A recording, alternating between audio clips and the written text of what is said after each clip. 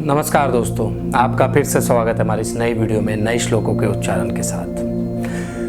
दोस्तों, एक बात मैं आपसे करना चाहता हूँ। मुझे बहुत सारे कमेंट्स आते हैं और बहुत सारे जो लोग मुझे मिलते हैं, मेरे जानने वाले या मुझे जिम में भी मिलते हैं, बहुत सारे अजीब से सवाल करते हैं और पूछते भी हैं कुछ ऐसी चीज़ें। कहते हैं कि लावण्या, आपने जो भगवत गीता सार का चैनल स्टार्ट किया है उसमें आप शुरू में जो ज्ञान की बात बताते हैं वो पूरी डिटेल में नहीं बताते आप।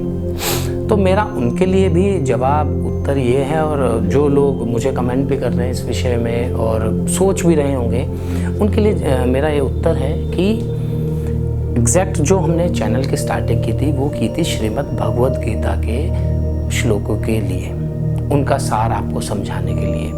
अब जो कि हम स्टार्टिंग में वार्तालाप करते हैं, बातचीत का सेशन करते हैं 2 मिनट 3 मिनट का, उसमें अगर मैं आपको हर बार किसी विषय के विषय में पूरी की पूरी डिटेल में बात बताऊंगा तो श्लोकों के लिए समय नहीं बचेगा।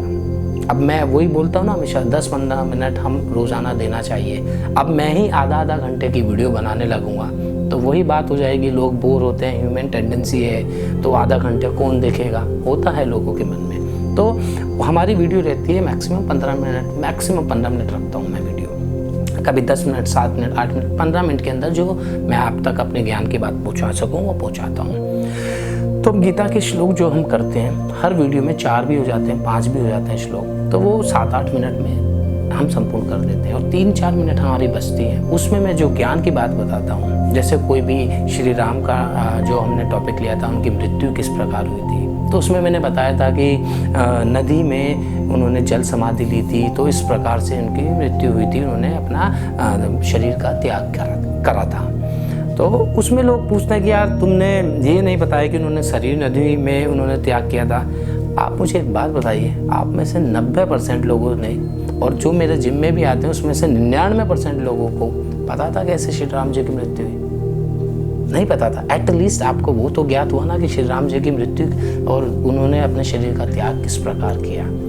उस चीज़ को सुनने के बाद ही लोगों के मन में आया ना कि कौन सी नदी में त्याग किया, फिर सर्च किया ना, तो मैंने ट्रिगर करा, वो पॉइंट मैंने ट्रिगर किया है। तो ट्रिगर करके ज्ञान की बात बढ़ी है, लोगों के अंदर क्यूरियोसिटी आई है कि कहाँ, कौन सी नदी में। तो मेरा मेन पॉइंट रहता है कि लोगों को एटलीस्ट 80-90% तक वो टॉपिक के बारे में बताया जाए। कल को आपसे कोई पूछे जिसे ये भी नहीं पता कि सरयू नदी में उनकी डेथ हुई थी या उन्होंने शरीर त्याग किया था, वो ये बता सकते हैं कि जल समाधि ली थी, तो उनका आंसर वही सामने वाले के मुंह पर तमाचा है, हाँ भाई पता है इसे।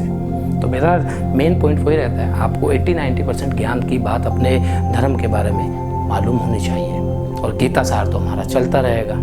तो गीता सार का आनंद लीजिए और ज़्यादा सोचिए मत, जो आपको मिल रहा है वो सही मिल रहा है। हाँ, गलत नहीं है, अधूरा हो सकता है परंतु गलत नहीं है। तो चलते हैं श्लोकों के उच्चारण की। तो बढ़ते हैं श्लोक नंबर 30 की ओर।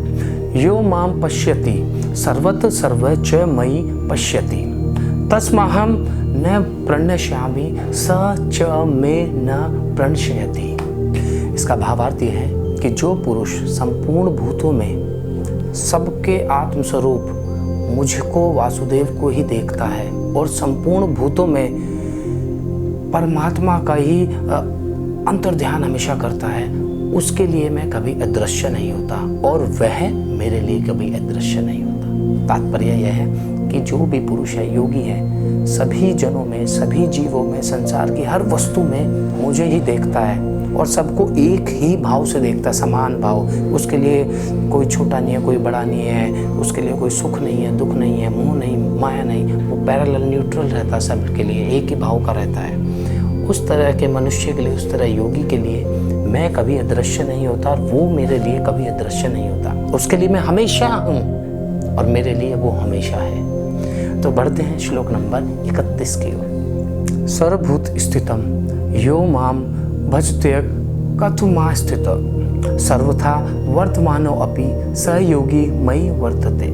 इसका भावार्थ ये है, श्री कृष्ण जी कहते हैं, जो पुरुष एक ही भाव में स्थित होकर संपूर्ण भूतों में और आत्म रूप से स्थित मुझ सच्चिदानंद वासुदेव को पूजता है, यानी कि परमात्मा को पूजता है, भजता है, वह योगी सभी प्रकार से बरतता हुआ भी मुझे ही बरतता है।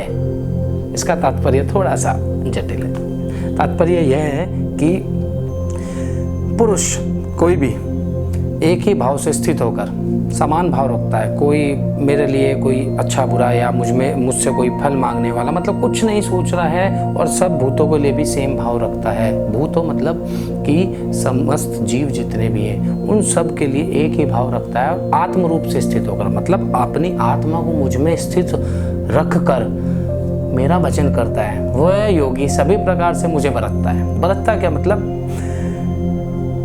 जब आत्मा परमात्मा आपके अंदर ही है तो वो कर्म कर रहा है, खुद काम करता हुआ भी वो भगवान से ही काम करवा रहा है, और भगवान काम करते हुए भी उससे काम करवा रहे हैं, यानी कार्य करवा रहे हैं, बरत रहे हैं। यहाँ बरतने का मतलब है कि मैं लावण्य भारद्वाज हूँ, मेरे आत्मा परमात्मा मेरे अंदर है, मैं कोई कार्य कर रहा हूँ, तो वो आत्मा और परमात्मा ही कार्य कर रहे हैं। और दूसरे रूप से देखा जाए तो वह आत्मा और परमात्मा मेरे द्वारा कार्य करा रहे हैं। तो इसका भावार्थ इस तरह था कि सब काम भगवान ही कराते हैं, सब भगवान की लीला है। तो बढ़ते हैं श्लोक नंबर 32 की ओर। आत्मोपयन सर्वत्र समम पश्यति योग अर्जुन, सुखम वा यदि वा दुखम स योगी परमो मत।